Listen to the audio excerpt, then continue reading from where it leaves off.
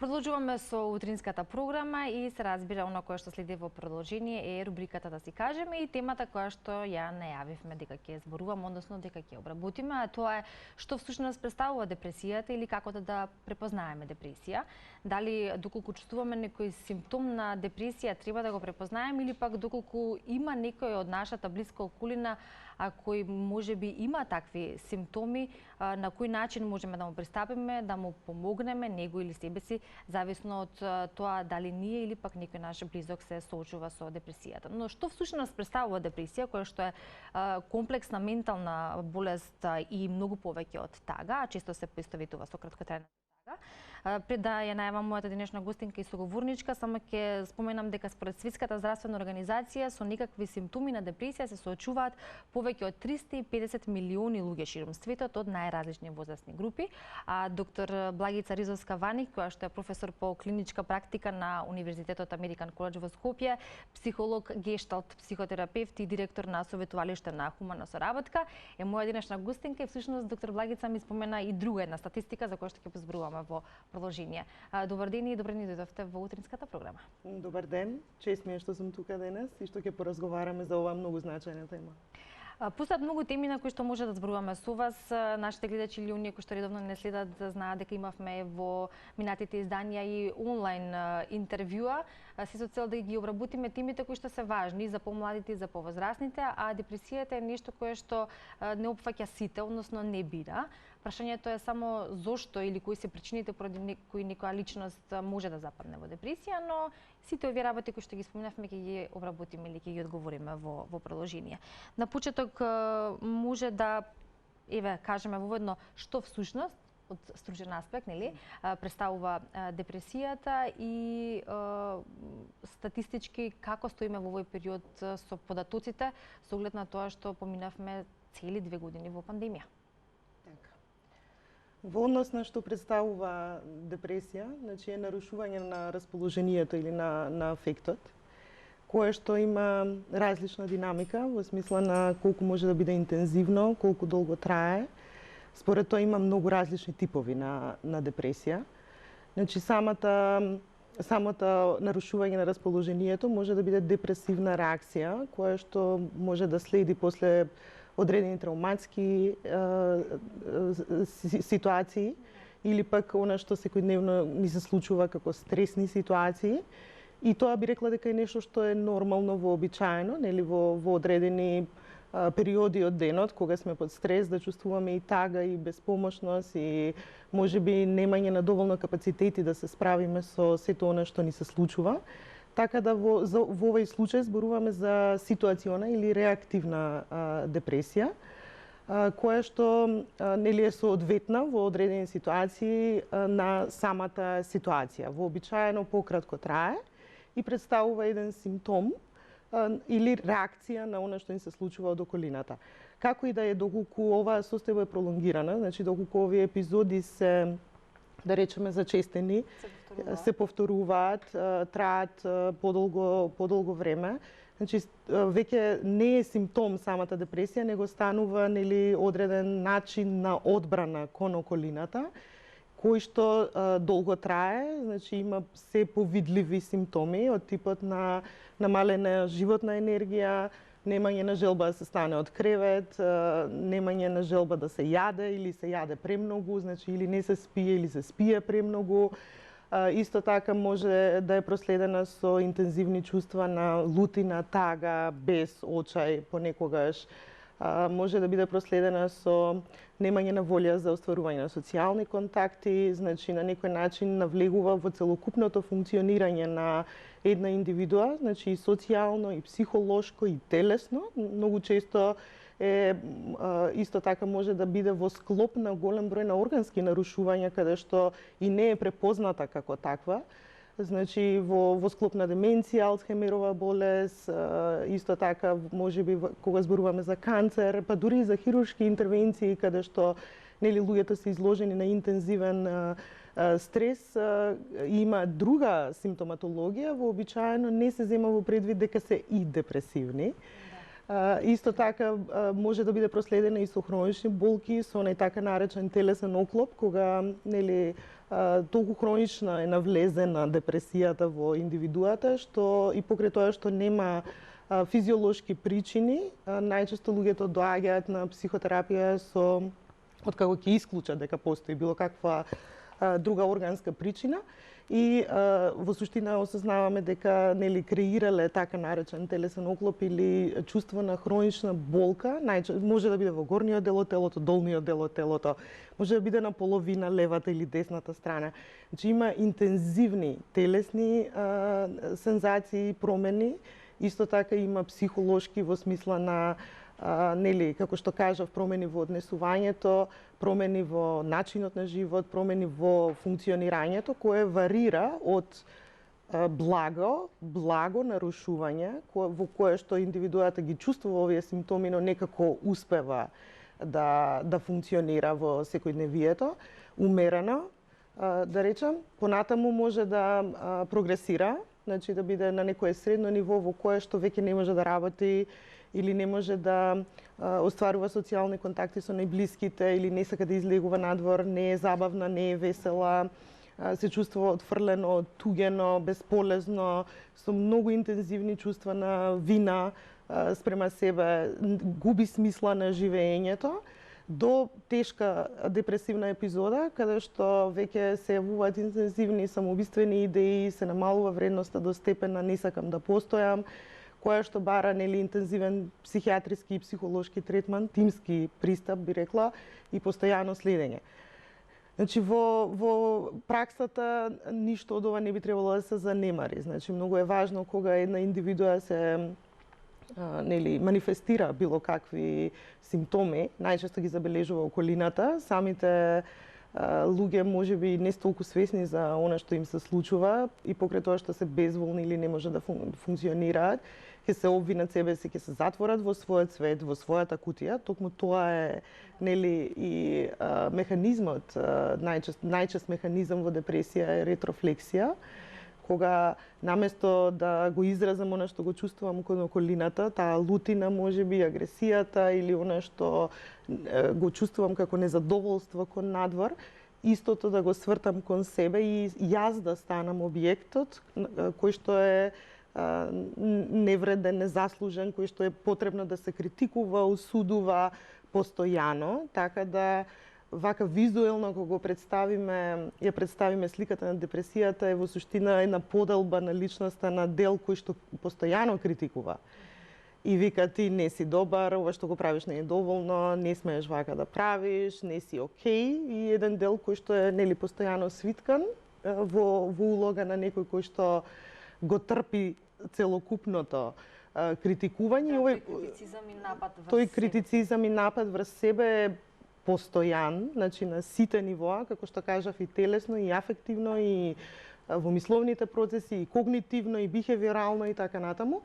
Така да целата енергија на личноста е во суштина блокирана во овај внатрешен процес. Самата личност нема енергија да се справува со било што доаѓа од надвор. Значи, со тек на време ова станува толку интензивно, значи доколку не се превенира, доколку не се зборува за тоа, доколку не се превземе соодветна поддршка, не му се даде на клиентот или нема соодветен третман, значи не поминува само од себе. Тоа е тоа што сакам да кажам. Значи не е состојба која би требало да се пикне под тепих, да не се зборува за тоа и да се инсистира дека ќе помине. Вообичаено нели во нашето секојдневие, кога се случуваат вакви состојби, луѓето знаат нели да дадат поддршка од типот ајде ќе ти помине, ништо не е ова, мисли позитивно или нели сето ова ќе пројде, не треба да размислуваш за тоа, потисни ги чувствата, се ќе помине, немој да мислиш негативно и така натаму. Меѓутоа во пракса ова воопшто не работи. Напротив, значи уште повеќе во суштина индивидуата чувствува уште повеќе вина дека не е во состојба да размислува, делува, функционира како што околината очекува.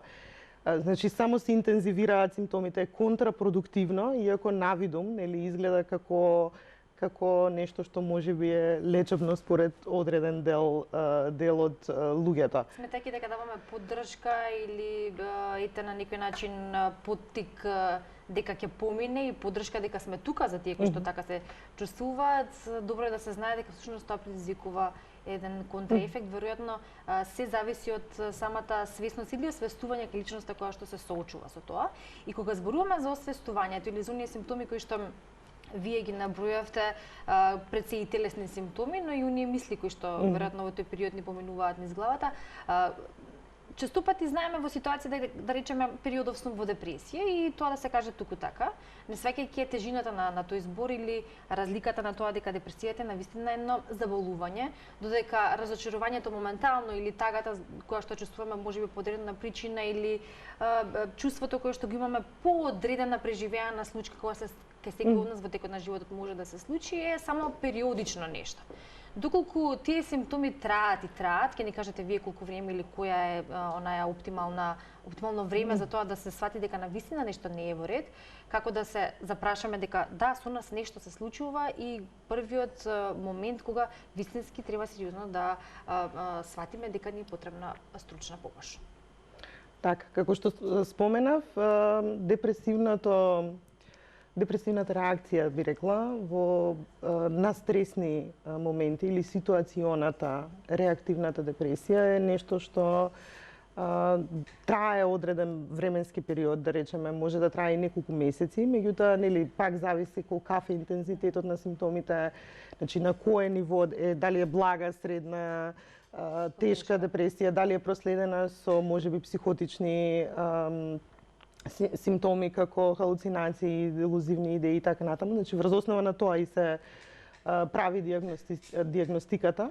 Значи тој временски период, како што кажав, може да трае и до 6 месеци некогаш, меѓутоа доколку е интензитетот и повторувањето на тие депресивни епизоди продолжува и понатаму и влијае на функционалноста. Мислам дека функционалноста е најзначајниот елемент. Колку индивидуата умее да функционира во секојдневие, од типот на да се разбуди са бајле, да си ги заврши сите уврски, да оди на работа, да оди на училиште, да оди на да се дружи со луѓе, да се социализира. Значи не мора тоа да е во постојано, меѓутоа доколку се повеќе се намалува функционалноста, тогаш веќе е загрижувачка самата ситуација и како што кажав, не поминува сама од себе. Значи многу е важно да се обратат овие индивидуи или родителите или партнерите или со кои да живеат, нели кога ќе го забележат ова да им понудат помош и поддршка без да дополнително ги критикуваат или форсираат, притискаат да чувствуваат нешто што не го чувствуваат во моментот и да побарат психотераписка помош која што во одредени ситуации, нели кога зборуваме за ситуациона депресија, помага. Како таква, доколку станува збор за посериозна ситуација каде што е перзистентно да речеме нарушувањето или континуирано трае, во тој случај се комбинира медикаментозна терапија со психотерапија во одредени ситуации, значи кога зборуваме за тешки депресивни епизоди, значи се следи индивидуата во рамките на психијатриска болница, каде што е постојано под медикаментозна терапија, се додека не дојде до ремисија, каде што ќе биде нели отворена можеби за разговори за психосоцијална поддршка. Така да третманот зависи, како што кажав, и од зачестеноста и од интензитетот. Во секој случај многу е пожелно да што повеќе се зборува за тоа, да не се сваќа како проблем, зборувам да не се идентификува самата индивидуа како проблем. Многу често се случува, сега се почесто имаме адолесценти, например, кои што имаат и депресивни симптоми, имаат и самоубиствени идеи. И кога ова ќе се случи во семејството, се детектира дека детето е проблем. Дека само таа индивидуа не умее да се адаптира, а сите други се окей. Така да, во суштина, во пракса, ние обично знаеме да кажеме, иако звучи парадоксално, дека ментално најздравиот член на семејството или оној кој што има најголеми капацитети за детектирање на она што не е во ред во околината, прв ќе реагира. Така да самата симптоматологија и покрај тоа што навидум е штетна, во некои ситуации е нели знак за да се побара помош и поддршка и да се интервенира во целокупниот семеен систем. Значи во вакви ситуации се вклучува целото семејство, се вклучуваат сите членови, нели се идентификува што е она што можеби не функционира, значи што е дисфункционално во семејниот систем и сите заеднички нели работат на развивање на нов начин на функционирање кој што можеби ќе овозможи еден поинаков тип на одбрана или реакција од страна на самата индивидуа. Затоа кажувам дека не е идејата да се игнорира, да се мистифицира, да се можеби на некој начин запоставува сето ова или да се прогласува како нешто што е невообичаено или е тежок проблем, бидејќи секој од нас во себе си има свој депресивен дел и мислам дека не постои човек кој што во одредени ситуации не се чувствувал депресивно и мислам дека не е нормално да некој да не се чувствувал депресивно во одредени животни ситуации. Така да можеби одбивањето да се игнорирањето или одбивањето да се понуди помош и поддршка е во суштина поради тоа што кога ќе се сретнеме со депресивна особа, еве ако влезе сега во просторијата, нели намалена енергијата, снижено е расположението, не потсетува на нашиот собствен депресивен дел, кој што сакаме да го избегнеме. Нели, не сакаме да се бавиме со тоа најчесто, бидејќи и работата на себе не секогаш е пријатен процес. Значи може да биде макотрпен, е процес, значи е макотрпен процес низ кој што нели самата индивидуа истражува, доаѓа до одредена свесност, до одредени сознанија, како реагира, како се затвара во себе, како ја блокира енергијата, како се држи таму со цела снага и сила, што не е воопшто едноставно. И во суштина, во процесот на психотерапија, кога ќе осознае колку енергија вложува се одржи таму, идејата е да циркулира енергијата, значи да се врати во текот, во процесот во кој што ќе насочи нели кон надвор, а не само кон себе, значи ќе откочи на некој начин. Тоа е она што го правиме во таа терапија преку разговор, би рекла. Така да многу е важно да се добијат правите информации, да се соработува со професионалци нели кои што се стручни во оваа област и да се почесто да се зборува и демистифицира самата тема, би рекла. Од тие причини и ние зборуваме нели на оваа тема за да ни бидат појасни некои работи, а во овој период во кој што верувам веќе полека го оставаме зад нас, а тоа е пандемијата, за жал изголемена бројка на овие случаи, сепак треба да се зборува и нели да се можеби разјасни некои работи кои што досега не биле јасни или пак дилеми. Споминавме дека дел од луѓето кои што можеби се соочуваат со депресија се оние луѓе кои што имаат и хронични заболувања или пак некоја посериозна болест, но од друга страна го споминавме и критицизмот како еден фактор кој што влијае во однос на зголемување на депресијата, доколку нели веќе ја чувствуваме или сме во депресија, критицизмот и вината кон себе. Но критицизмот како таков па и префрлувајќи вината кон себе е еден од факторите пак и за добивање на некои од тие болести, што значи дека тоа е еден круг или едното со другото се надополнува и се надоврзува. Веројатно и тоа е еден дел кој што треба да се разјасни како таков во кога зборуваме за депресијата. Поврзано мисли, ум и тело. Апсолутно. Значи се е поврзано и едно без друго не оди. Нели сега каде е почетокот, каде е крајот, има многу дилеми. Во смисла на тоа дали може би одредена психолошка состојба, одреден одбрамбен механизам. Значи тоа се одбрамбени механизми кои што ние си ги имаме нели од раѓање и се во различни фази на развој, уште од најрано доба. Значи, учиме или креираме одредени механизми врз основа со кои се браниме, значи со кои што континуирано во релација со околината се заштитуваме себе си. Сега тие се апсолутно несвесни. Значи во најголем дел ние не сме свесни дека постои друг начин, нели, бидејќи нашето искуство или она што сме го виделе, научиле уште од најрана возраст, што ни било понудено во одредена околина, во суштина е единственото искуство што го имаме. Најголем дел од луѓето ќе кажат јас не знам поинаку, еве дури и да се освестам дека тоа го правам, дека тоа е така, што да направам поинаку, бидејќи не сум видела друг модел, друг начин на функционирање, освен овој што го најдобро го знам. Сакам да кажам дека ако, да речеме, има и нели депресија која што се јавува кај жените после пороѓај, така да доколку мајката е одсутна, депресивна, зборувам емотивно недостапна за детето, без разлика колку се грижи за него, без разлика што е топло облечено, без разлика што е чисто и средено, доколку не ја добива, да речеме, емоционалната поддршка која што во тој момент му е потребна на детето, дури и кај бебињата се јавува, нели, имаме и ситуација кога се депресивни, на некој начин престануваат да плачат, значи плачат, кога ќе видат дека нема реакција, после тоа се стишуваат, имаат одредени начини на, да речеме, функционирање кои што се позабавени, значи како да се поуспани, почесто спијат, значи во една соба можете да влезете, баш има такви во литература примери за деца кои што живеат во одредени домови за доенчиња, каде што од 40 бебиња што спијат во една соба, ни едно не плаче. Значи, сите се будни, меѓутоа како да нема реакција, не е дека нешто им фали во смисла на храна и чиста облека и грижа, меѓутоа им фали емоционалниот контакт кој што недостига.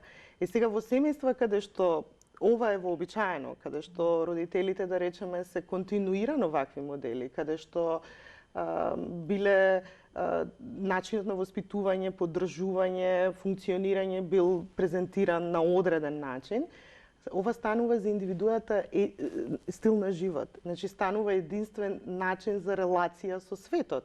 Тоа е тоа што и таа индивидуа го знае. И во текот на животот може додека, например, не дојде на психотерапија и да не знае дека постои друг начин. Значи, толку многу е вградено во личноста што станува, нели, составен дел од карактерот и начинот на живот. Така да во процесот, како што кажав, на психотерапија во суштина можеби за прв пат некој клиент ќе увиди дека има и друг начин на функционирање и дека може да направи избор. Можеби како деца не можеме да ги бираме родителите, меѓутоа како возрастни имаме право да избереме како ќе функционираме, што ќе правиме и така натаму. Значи преку освестувањето што си правам, бидејќи кажав ова све на несвесно ниво, во суштина имаат можност да направат различен избор за себе. Кога ќе го освестат, кога ќе го увидат во одредени ситуации, како влегуваат во, нели, она што го кажав, како се вртат кон себе, како ја вртат цела лутина кон себе, како почнува тој мисловен ток кој што е камшикувачки, кој што е критикувачки, кој што е суров, најсурови сме спрема себе. Значи да знаат, да се потсетат дека има и друг начин. Дека можеби она што го правам во моментот и не е соодветно на ситуацијата и можам да експериментирам со нешто различно или да бидам понежна со себе, поблага со себе, да си дадам поддршка место критика. Значи, ова внатрешниот систем на самоподдршка се постигнува преку интернализирање на поддршката од надвор. Многу е клучна поддршката од надвор. Значи, ако најдам на индивидуа што ме поддржува, не ме суди, не ме критикува, ме прифаќа таква како што сум во секој момент, дури и кога сум депресивна, или можеби анксиозна, или дури кога сум во било каква состојба, и тажна, и немоќна, и безпомошна, се тоа е дел од нас. Фактички ние учиме да го интернализираме тоа и да се прифатиме во моментот кога тоа се случува без да си удриме уште еден шамар или да си долееме сол на рана, туку да, нели, се прифатиме во моментот, си дадеме соодветна поддршка и третман сами на себе со цел да, нели, си помогнеме во самата ситуација. Значи, ова е тоа што, да би рекла, го правиме, иако не е лесен процес. Значи, не значи дека кога клиентот ќе влезе, ќе излезе насмеан. Не е тоа идејата. И дека тоа е така. И дека од една сеанса или од 5 сеанси или од 10 сеанси ќе се случи чудо, значи некогаш се потребни години во овој процес, како што се оди на фитнес со години, многу е пожелно да се работи на менталното здравје со години и да се одржува.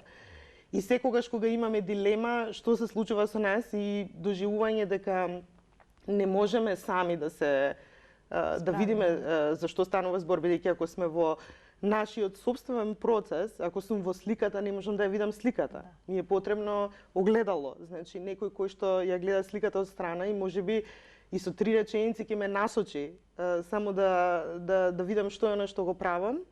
Со тек на време, овој, да речеме, препознавањето, свестувањето станува се побрзо и се повеќе избори ни се на располагање, бидејќи ние имаме креативен потенцијал да на различни ситуации различно да реагираме.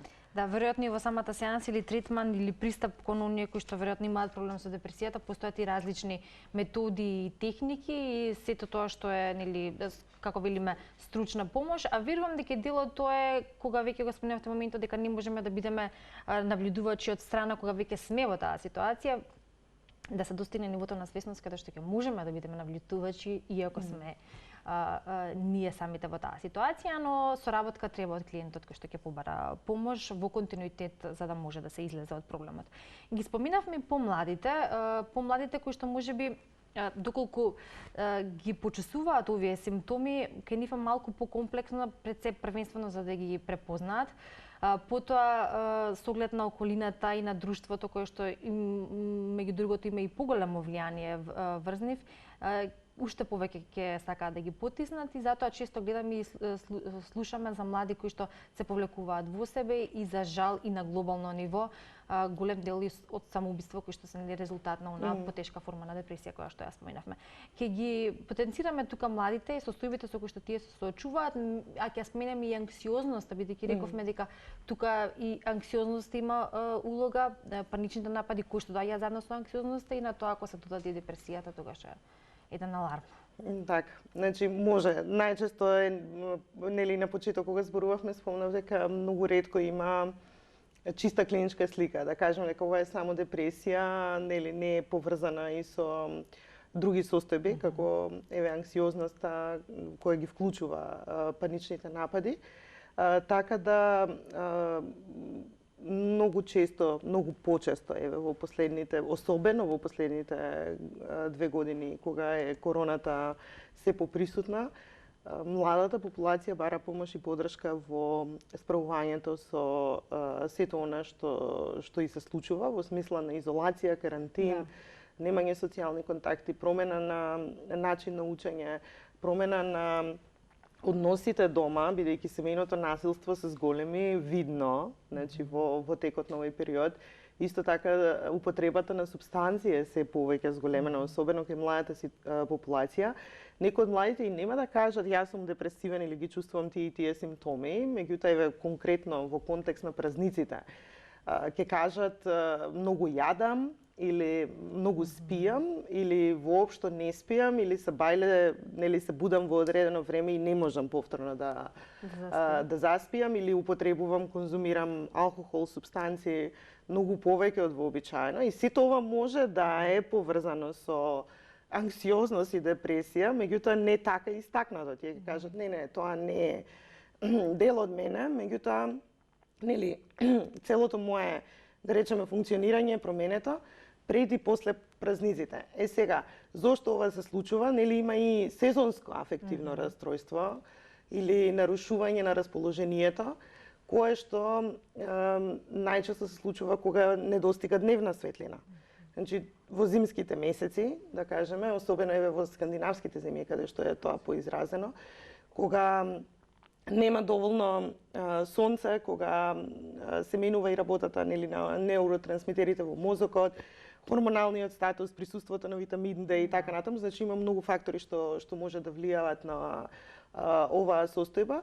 Меѓутоа, при доближувањето до празниците, во суштина го активира моментот на потсетувањето кој сум ја, што правам, што направив претходната година, какви очекувања имав од себе, до каде стигнав, некогаш овие очекувања се нереални. Исто така самите празници наметнуваат интензивно купување, трошење на финансиски средства, да се биде присутен со најблиските некои луѓе, еве, во ситуација на корона и немаат таква прилика. Значи, сето ова ги интензивира или ги става, да речеме, на куп, сите овие фактори нели ја интензивираат самата состојба на проценување на вредноста, до каде стигна во животот, што е на што го направив, понекогаш сето тоа е генерализирано и интензивирано и покрај тоа што не е соодветно, меѓутоа самото приближување на нова година, да речеме, кое што се смета како завршеток на една фаза и почеток на некоја друга фаза, во суштина доведува до интензивирање на депресивната симптоматологија. Незадоволство од тоа што сме постигнали. Така, значи и проверка на што очекував, а што добив. Како што кажав, некогаш имаме многу големи визии за себе, кои што не е окей да ги имаме, значи не викам дека не е убаво да се мечтае, сонува или да се поставуваат планови, цели и така натаму, нели со едно око да бидеме во иднината. Но не и да се разочаруваме. Но не и да се разочаруваме кога еден куп на надворешни фактори, еве, колку и да планираме, ни се случи пандемија, која што невозможи буквално се што сме замислили да оствариме. Така да присутноста во овде и сега, имањето на во предвид како се чувствувам во моментот, што е она што во овој момент можам да го направам за себе, што сакам да го направам, што не сум под притисок да го направам, нели? Имањето на увиди, како реагирам, дали е тоа најсоодветен начин или не, значи овозможува можеби поавтентична реакција која што е многу лечебна во би рекла и клучот на здравото живење кога зборуваме во контекст на менталното здравје.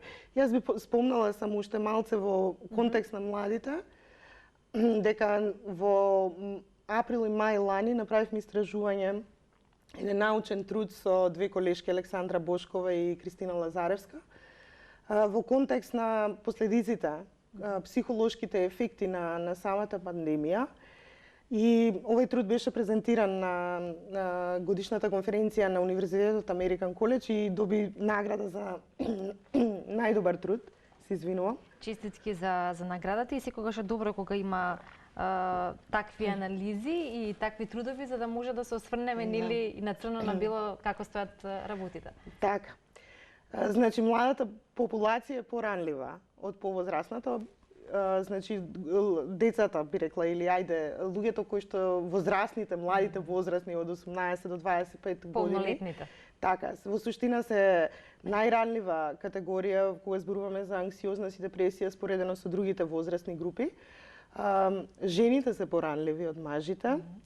Луѓето кои што имаат пониски примања, споредено со оние што имаат повисоки примања, исто така што се помалку образовани, споредено со повеќе образованите, што се невакцинирани, значи се под поголем стрес и се изложени на стресни фактори од вакцинираните.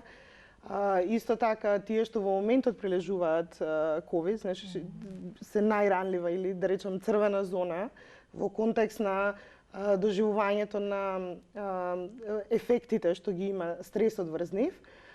Исто така, оно што беше значајно е дека над 80,9%, значи, од луѓето истакнуваат дека имаат доживување на интензивиран стрес во време на пандемија, кој што е умерен до значително покачен, а 64,5% во суштина изјавуваат дека имаат депресивни и анксиозни симптоми, па дури и самоубиствени мисли во овој период. Така да овие се значајни бројки кои што укажуваат дека се повеќе треба да дискутираме, работиме и како професионалци и вие како медиуми, нели, што ми е драго што не поддржувате во овој процес.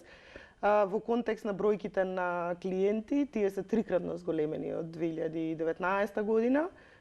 Зборувам по бројот на јавувања на луѓе кои што бараат помош и поддршка. Го сменивме и начинот на работа, работиме и онлайн и нели во живо, само за да излеземе во пресред. Мислам дека доправа ќе ги видиме последиците и се повеќе луѓе ќе имаат симптоматологија на посттравматско стресно расстройство во наредните 3 до 4 години.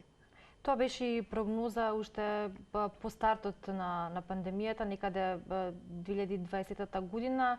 после првата половина токму тоа се прогнозираше дека по завршувањето на пандемијата, на страна сите здравствени проблеми и за жал смртни случаи, дополнително ќе се гледаат ефектите, односно последиците, негативните ефекти од она кое што кога зборуваме на психолошко поле или од психолошки аспект ќе го има кај популацијата, но неопходно е, нели, да се зборува, да се потенцира, да се препознава и да се побара стручна помош. Споминавме дека и ви од ова истражување за кое што вие зборувате и секојдневната ваша работа со клиенти, дека различни ситуации различно влијаат кај различни индивидуи и секој од нас и различно се справува. Но дали, кога зборуваме за депресијата, постојат личности кои што нивната карактерна црта или црти, нивниот карактер е посклон кон депресија и колку генетиката има тука влијание, доколку сме имале некаква депресивна личност во семејството.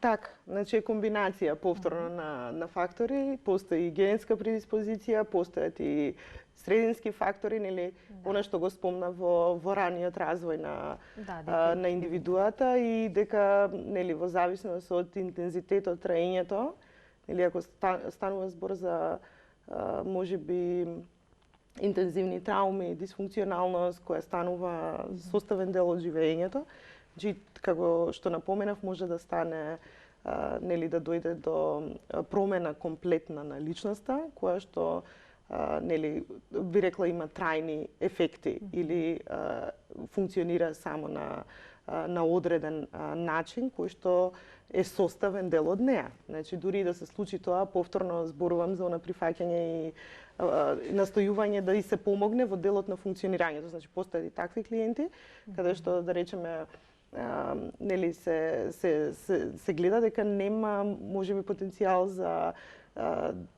интеграција на начин на кој што, нели, кога зборуваме за неурози, има простор и се, нели, процесот е насочен кон тоа да се интегрира личноста, она подолба што ја кажав, нели, да се увиди и да почне да има тек. Во одредени ситуации немаме таква можност или како што кажав, доколку станува збор за трајна состојба која што е во склоп на целокупното функционирање на личноста, во тој случај повеќе е фокусот на психотерапијата на функционалност.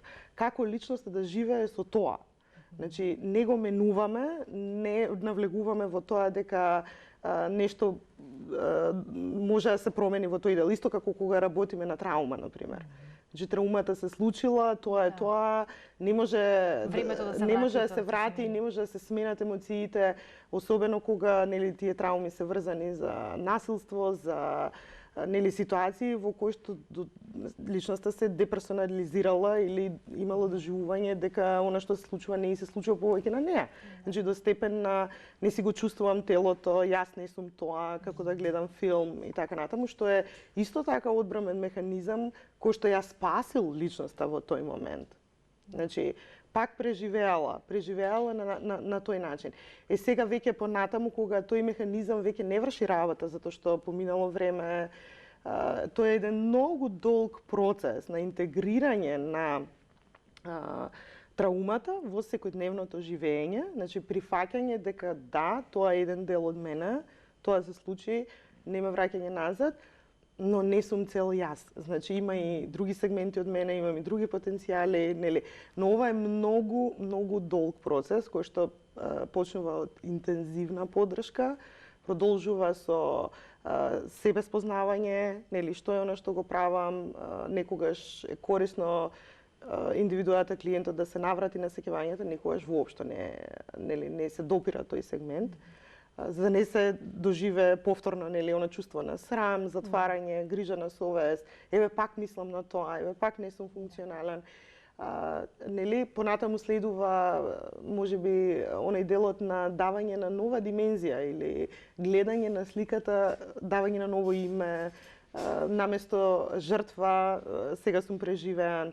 Значи, ова искуство, да, е болно, тешко, но е дел од мене и е човек, ако на некој човек може да му се случи, може и мене ми се случи. Така да, со користење на еве таа парадоксална теорија на промени, која што вика не можеш да станеш нешто што не си, меѓутоа можеш многу да направиш ако се прифатиш таков каков што си. Во суштина им се помага на клиентите да го интегрираат сето ова, нели да продолжат понатаму во своето живење. Значи зависи буквално секој клиент е различен, секоја сеанса е различна. Значи не постои сеанса која е идентична или се повторува или метод или техника кој што се применува на исти начин. Значи то има серија на техники и методи. Постои пристап кој што јас го применувам гешталтистички, хуманистички пристап. Меѓутоа самиот процес како тече, што се случува во процесот, до каде ќе стигнеме, како ќе биде осмислен, е апсолутно различен и индивидуален за секого и тоа е предизвикот во оваа работа. Да, многу предизвици во вашата работа, работа со луѓе, секој со можеби своите ајде да не ги наречеме проблеми, но секој со сето оно со кое што се соочува и за кое што бара помош од вас, а кај секој од нив треба да се извади токму тоа кое што е индивидуално за секој засебно и да се даде вистинската помош. Но рековме не е возможно доколку нема соработка и континуирана работа, бидејќи неколку пати споменавме дека се работи за долготраен процес. Споменавме дека и сезоните во кои што се наоѓаме имаат влијание и нормално е дека зимата или зимскиот период има поголемо влијание за разлика од другите сезони или другите годишни времиња. Помалку светлина, поголема ноќ, подолга ноќ, пократок ден и затоа и го склопна темата ние дека и статистички според податоците кои што постојат секој трет понеделник во јануари, тоа е вчерашниот ден, е најдепресивниот ден во годината и веројатно тие статистики се според настаните кои што се случиле, веројатно предизвикани од самата депресија. Вие на тоа поле ќе ни кажете малку повеќе како токму зимата или овие зимски денови, овој период влие и зошто баш секој трет понеделник од јануари според статистиката е најдепресивен ден во годината. Така, па веќе испомна во контекст на оние очекувања за како треба да изгледаат празниците, што е што јас треба да го остварам нели до наредната година, апсолутно, да. Значи се збир на различни фактори. Исто така пасивноста, нели во овој период сме пасивни, повеќе сме дома, можеби сме тргнати од оние работни обврски, барем во првите денови после Нова година, кога мислам дека интензивно се прелистуваат како роман, како обично така и го кажуваат клиентите, настаните, случувањата од претходната година, како да немале доживување колку се прегорени или колку се во брнаут или под колкав стрес биле во целокупниот период, така да во тој период од недела-две многу често и не спијат, многу често и кажуваат дека постојано мислат на што се случувало на работа, каде погрешиле, што направиле поинаку од она што го замислиле, или што треба да направат наредно. Значи што све ги очекува понатаму. Значи некако е придвижување од меѓу минатото и иднината, а никако во сегашноста. Така да мислам дека нели самото немање на можност да се шета попладне, нели бидејќи во 4 сатот е веќе темно. Значи немањето на можност можеби за социјализација од тип кој што го имаме во текот на летните месеци или немањето финансиски можности или финансиска загуба, да речеме, да се посети некое место, па да се дружат со луѓе, да се смени одредена ситуација, значи оневозможува, фактички го интензивира тоа чувство дека сум во кутија, затворен, темно е, ништо не се случува, во суштина е многу блиску до доживувањето на кога клиентите ја опишуваат депресијата. Че кажуваат дека јас сум затворен во некој простор во кој што е тесно, нема никој, не можам да излезам, нели? И се работи многу често со овие визуализации во гешталт терапија.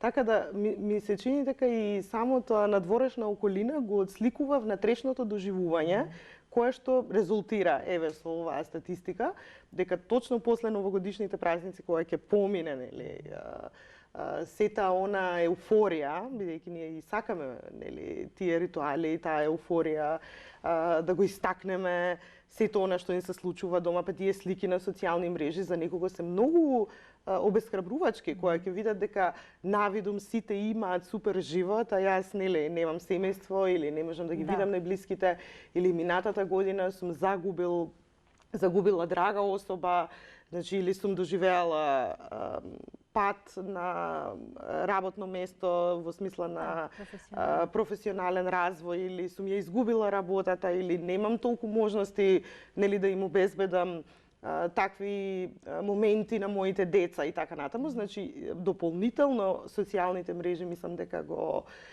интензивираат она чувство на обесхрабреност и на доживување на уште поголема изолираност и затвореност. И празнина, веројатно. И празнина. А бидејќи сме послободни и е потемно, претпоставувам дека се почесто се луѓето на социјалните мрежи и се повеќе сме бомбардирани со неселектирани информации и нели слики, видеа и така натаму.